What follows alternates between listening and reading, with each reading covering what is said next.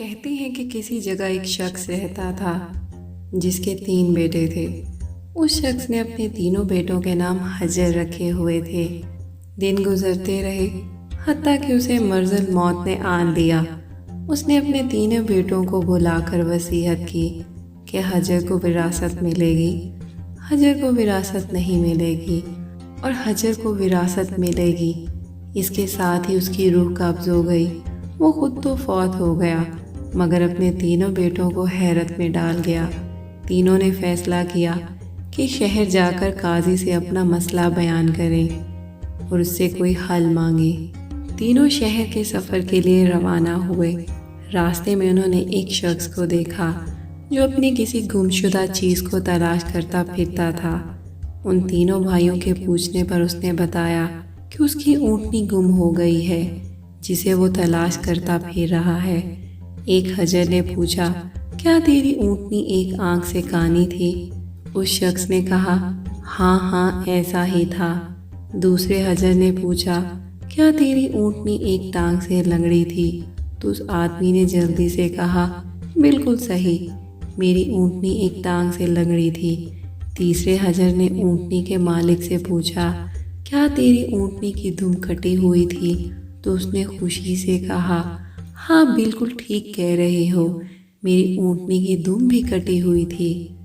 بس اب جلدی سے بتا دو میری اونٹنی کہاں ہے؟ تینوں حجر نے مل کر جواب دیا، باخدا ہمیں آپ کی اونٹنی کے بارے میں کوئی علم نہیں، ہم نے اسے ہرگز نہیں دیکھا۔ اونٹنی کا مالک ان کی یہ بات سن کر غصے سے پاگل ہو گیا۔ اس نے فیصلہ کیا کہ ان تینوں کو کھینچ کر قاضی کے پاس لے جایا جائے۔ اسے پورا یقین تھا کہ اس کی اونٹنی کو یہ تینوں ذبح کر کے کھا چکے ہیں اور اب اپنے جرم کو چھپانے کے لیے جھوٹ بول رہے ہیں۔ اونٹنی والے نے جب تینوں کو اپنا ارادہ بتایا تو انہوں نے کہا، ہمیں کوئی اعتراض نہیں کیونکہ ہم خود بھی قاضی کے پاس جا رہے ہیں۔ جب یہ چاروں قاضی کے پاس پہنچے تو اونٹنی والے نے قاضی کو اپنا قصہ بیان کیا۔ قاضی نے ان تینوں سے کہا، جس طرح تم تینوں نے اونٹنی کی نشانیاں بتائی ہیں اس کا ایک ہی نتیجہ نکلتا ہے کہ اونٹنی تم تینوں کے پاس ہے۔ بہتر یہ ہے کہ تم اپنے جرم کا اعتراف کر لو۔ پہلے نے کہا، جناب عالی، ہم نے اونٹنی تو بالکل نہیں دیکھی، ہاں البتہ اونٹنی کے آثار ضرور دیکھے ہیں۔ جب میں نے اسے کہا تھا کہ تیری اونٹنی ایک آنکھ سے کانی ہے تو میں نے دیکھا تھا کہ راستے کے ایک طرف کا گھاس تو خوب چرا ہوا تھا مگر دوسری طرف کا ویسے ہی موجود تھا۔ اس کا مطلب یہ تھا کہ اس شخص کی اونٹنی ایک آنکھ سے کانی رہی ہوگی۔ دوسرے حجر نے کہا، میں نے دیکھا تھا کہ راستے میں 3 قدم تو گہرے لگے ہوئے تھے جبکہ چوتھا قدم زمین پر معمولی سا پڑا ہوا تھا، جس کا مطلب یہ تھا یہ جانور لنگڑا بھی تھا۔ تیسرے حجر نے کہا، اونٹ جب راہ پر چلتے ہوئے اپنا گوبر گراتے ہیں تو دم سے ادھر ادھر بکھیرتے ہیں، جبکہ ہم جس راہ سے آئے تھے وہاں پر گوبر ایک لائن میں سیدھا گرا ہوا تھا، جس کا مطلب یہ ہو سکتا تھا کہ اونٹنی کی دم کٹی ہوئی ہے جو اپنا گوبر دائیں بائیں نہیں پھیلا پا رہی۔ قاضی نے بغیر کسی دیر کے اس آدمی کی طرف دیکھا اور کہا، تم جا سکتے ہو، تمہاری اونٹنی ان لوگوں کے پاس نہیں ہے اور نہ ہی انہوں نے تمہاری اونٹنی کو دیکھا ہے۔ اونٹنی والے شخص کے جانے کے بعد ان تینوں بھائیوں نے قاضی سے اپنا قصہ بیان کیا، جسے سن کر قاضی بہت حیران ہوا۔ ان تینوں سے کہا کہ تم آج رات مہمان خانے میں ٹھہرو، میں کل تمہیں سوچ کر کوئی حل بتاؤں گا۔ یہ تینوں مہمان خانے میں جا کر ٹھہرے تو انہوں نے محسوس کیا کہ ان کی نگرانی کی جا رہی ہے۔ کچھ دیر کے بعد ان کے لیے کھانا لایا گیا جو گوشت کے پکے ہوئے سالن اور روٹیوں پر مشتمل تھا۔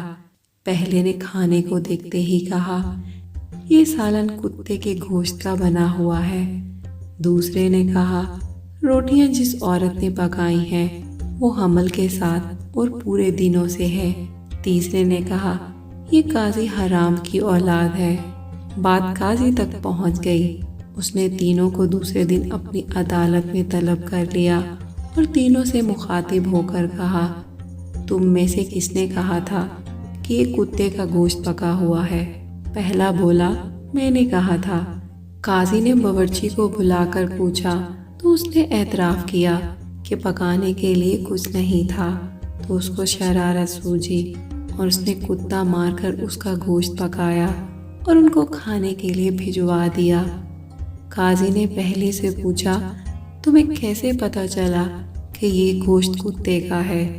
تو اس نے بتایا، گائے، بکری یا اونٹ کے گوشت کے نیچے چربی لگی ہوتی ہے، جبکہ یہ سارا چربی نما گوشت تھا جس کے نیچے کہیں کہیں گوشت لگا ہوا تھا۔ قاضی نے کہا، تم وہ حجر ہو جس کو اپنے باپ کے مال سے وراثت ملے گی۔ قاضی نے دوبارہ ان سے مخاطب ہو کر پوچھا، کس نے کہا تھا کہ یہ روٹیاں عورت نے بنائی ہیں جو 9 ماہ کے حمل کے ساتھ اور پورے دنوں سے ہے؟ جواب میں دوسرے نے کہا، میں نے۔ قاضی نے پوچھا، تمہیں کیوں کر یہ لگا کہ تم نے ایسا کہا؟ تو اس نے کہا کہ میں نے دیکھا روٹیاں ایک طرف سے پھولی ہوئی ہیں اور خوب پکی ہوئی ہیں اور دوسری طرف سے کچی اور موٹی رہ گئی ہے۔ میں نے اس سے یہی اخذ کیا کہ روٹیاں بنانے والی ایسی خاتون ہے، جس کا مطلب یہی بنتا ہے کہ عورت حمل سے ہے اور روٹیاں بنانے میں تکلیف محسوس کرتی ہے۔ قاضی نے اس دوسرے سے بھی یہی کہا کہ تم وہ حجر ہو جسے اس کے باپ کی وراثت میں حصہ ملے گا۔ پھر قاضی نے تینوں سے مخاطب ہو کر پوچھا، یہ کس نے کہا تھا کہ میں ولد الحرام ہوں؟ تیسرے نے جواب دیا کہ یہ میں نے کہا تھا۔ قاضی اٹھ کر اندر گیا اور اپنی ماں سے پوچھا کہ کیا یہ سچ ہے کہ وہ حرامی ہے؟ تو اس کی ماں نے یہ کہا کہ یہ سچ ہے کہ تم حرام کی اولاد ہو۔ قاضی نے واپس آ کر اس تیسرے حجر سے پوچھا، تمہیں کیوں کر معلوم ہوا کہ میں حرامی ہوں؟ تو اس نے جواب دیا، اگر تم حلالی ہوتے تو مہمان خانے میں ہم پر نگران مقرر نہ کرتے، نہ ہی کتے کا گوشت پکوا کر ہمیں کھانے کے لیے بھجواتے، اور نہ ہی کچی روٹیاں کسی مظلوم عورت سے بنوا کر ہمیں کھلواتے۔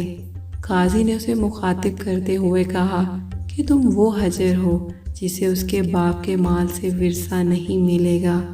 تیسرے نے حیرت کے ساتھ قاضی کو دیکھا اور پوچھا، مگر ایسا کیوں؟ قاضی نے کہا، کیونکہ ایک حرامی ہی دوسرے حرامی کو ٹھیک پہچان سکتا ہے، اور تم بھی میری طرح حرام کی اولاد ہو۔ وراثت پانے والے دونوں حجر اپنی ماں کی طرف لوٹے اور دریافت کیا کہ ہمارے تیسرے بھائی کا کیا ماجرا ہے۔ تو ان کی ماں نے کہا، تمہارا باپ ایک بار صبح کی نماز پڑھنے مسجد گیا تو اس نے دروازے پر رکھا ہوا پایا، اسے گھر لایا، اس کا نام بھی تم دونوں جیسا حجر رکھا، اس کی پرورش کی۔